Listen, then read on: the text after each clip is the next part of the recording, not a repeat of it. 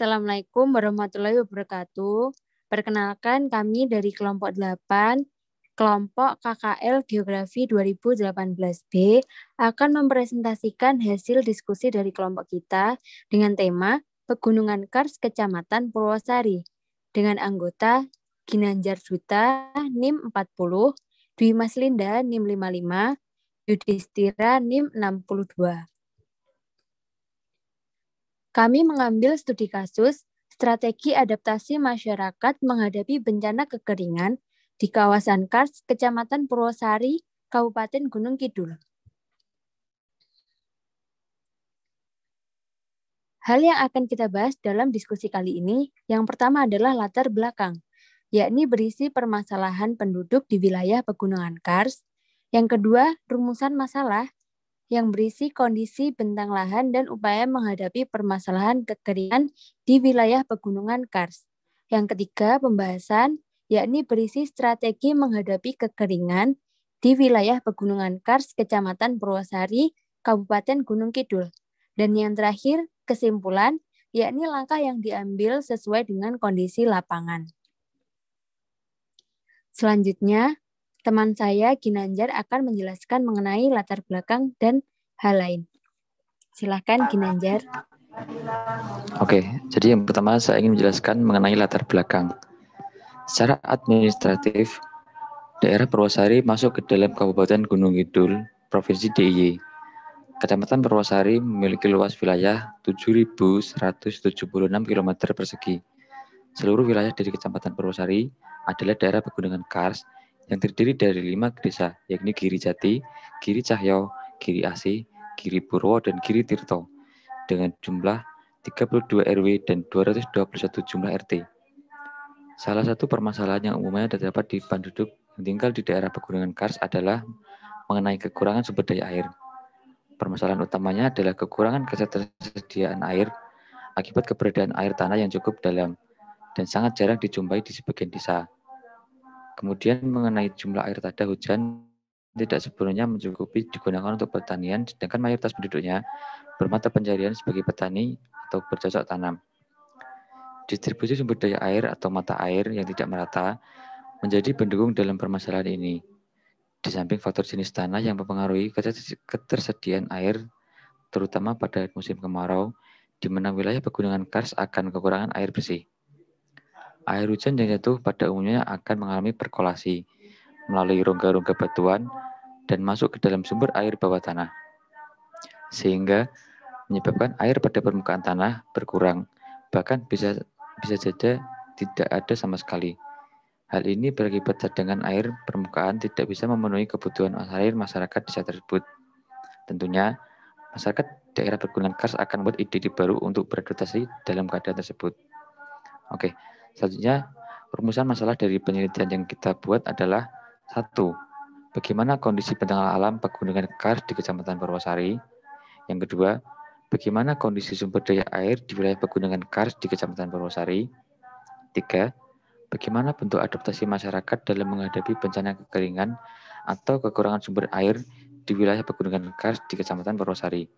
Kemudian yang terakhir, ada bagaimana upaya yang dilakukan masyarakat untuk mengatasi kekurangan sumber air bersih. Untuk itu, setelahnya akan dijelaskan teman saya. Silakan kembali ke teman saya.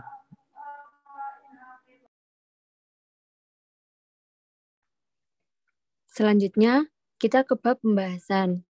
Sebelum kita membahas lebih lanjut, ini adalah pengertian dari Kars, sumber daya air, dan kekeringan.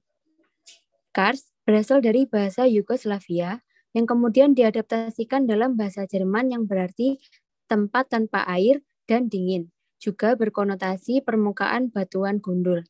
Menurut KBBI, Kars adalah daerah yang terdiri atas batuan kapur yang berpori, sehingga air di permukaan tanah selalu merembes dan menghilang ke dalam tanah, atau dalam kata lain, permukaan tanah selalu gundul karena kurang vegetasi.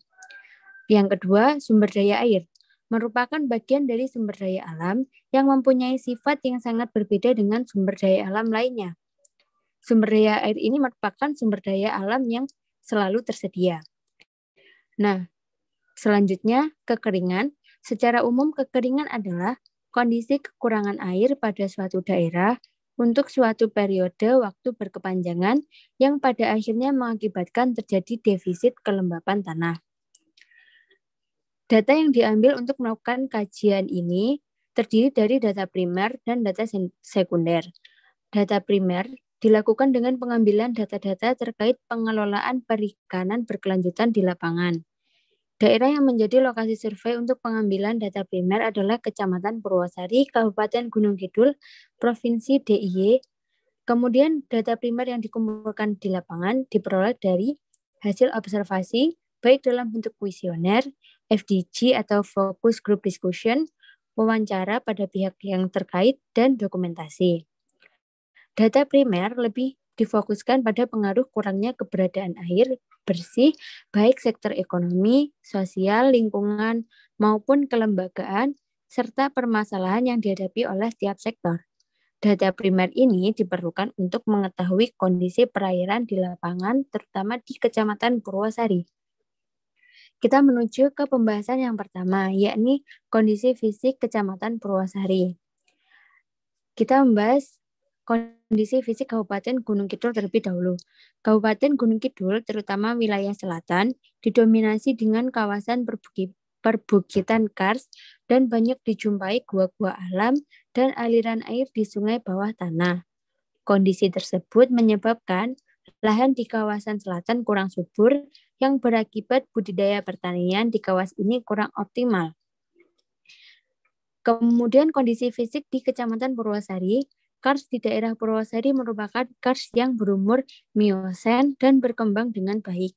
Beberapa ciri-ciri bahwa kawasan kars Purwosari berkembang dengan baik sesuai dengan yang dikemukakan oleh White 1988, yakni terdapat cekungan-cekungan tertutup, sungai permukaan hampir tidak ditemukan, dan terbentuknya jaringan gua atau sungai bawah tanah yang berkembang dengan baik. Nah, yang kedua adalah kondisi sumber daya air di wilayah Kecamatan Purwosari. Secara umum, wilayah kars yang berkembang dapat menjadi akuifer yang baik dan memiliki potensi air tanah yang dapat dimanfaatkan. Akuifer wilayah kars merupakan akuifer sekunder yang pada umumnya terdapat pada retakan-retakan batu gamping, goa-goa, atau sungai bawah tanah. Jaringan sungai bawah tanah dan goa-goa yang terbentuk merupakan hasil dari imbuhan air di permukaan, baik dari air hujan yang langsung masuk ke lubang-lubang pohon atau aliran sungai permukaan yang masuk melalui goa. Sifat aliran air tanah di wilayah kars adalah anisotropis, di mana air dapat mengalir ke segala arah dengan besaran yang tidak sama. Kemudian, untuk pembahasan adaptasi dan strategi yang dilakukan oleh masyarakat Kecamatan Purwosari akan dijelaskan oleh teman saya Yudis. Silakan Yudis. Ya, yang ketiga adalah adaptasi masyarakat yang dilakukan oleh masyarakat Purwosari. Yang pertama adalah masyarakat setempat telah melakukan penghematan dalam penggunaan air. Hal ini dilakukan agar ketika musim kemarau terjadi, masyarakat masih punya beberapa cadangan air untuk digunakan di musim kemarau nanti. Yang kedua adalah perbaikan manajemen pengelolaan air, terutama sistem drainase dan irigasi. Masyarakat setempat sudah melakukan tindakan pencegahan agar saat memasuki musim kemarau, kering sumber di bawah air tanah yang telah dibuat dapat dimanfaatkan secara maksimal dan bisa untuk memenuhi kebutuhan masyarakat. Yang keempat, strategi. Strategi yang dilakukan masyarakat Purwosari adalah mencoba menggali air tanah yang dibagi menjadi 3 tahap utama, yakni 1, tahap eksplorasi dan penelitian. Tahap ini meliputi tahapan awal mulai dari survei lokasi, goa-goa bawah tanah, dan survei speleologi. Yang kedua, tahap pra-pengangkatan. Tahap ini meliputi penyuluhan tentang kondisi kars, baik kepada perangkat desa maupun ke masyarakat, melalui media pemutaran film atau slide, pelatihan, penelusuran, dan penggunaan peralatan vertikal bagi perangkat desa dan masyarakat yang berminat. dan penggalangan donatur untuk pelaksanaan pengangkatan air. Yang ketiga, tahap pengangkatan. Tahap ini meliputi pembuatan bendungan, pemasangan pompa, submersibel atau pompa rendam, instalasi pipa, instalasi listrik, dan pembuatan reservoir atau bak menampung. Yang keempat, tahap pasca pengangkatan. Tahap selanjutnya adalah mengatur agar air sungai bawah tanah yang telah terangkat ke permukaan dapat terdistribusi kepada masyarakat. Tahap pasca pengangkatan meliputi kegiatan pembentukan organisasi pengelola, pelatihan, dan penyuluhan, penyempurnaan jaringan primer dan reservoir.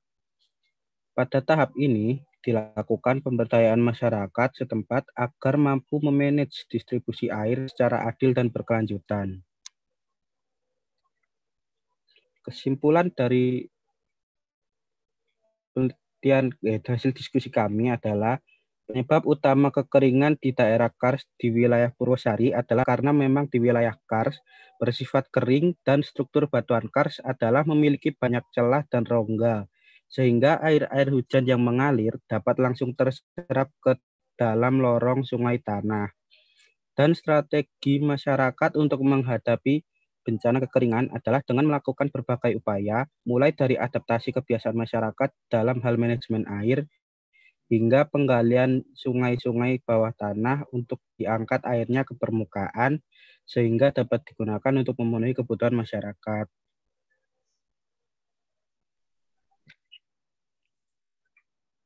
Ya, terima kasih teman-teman atas penjelasannya.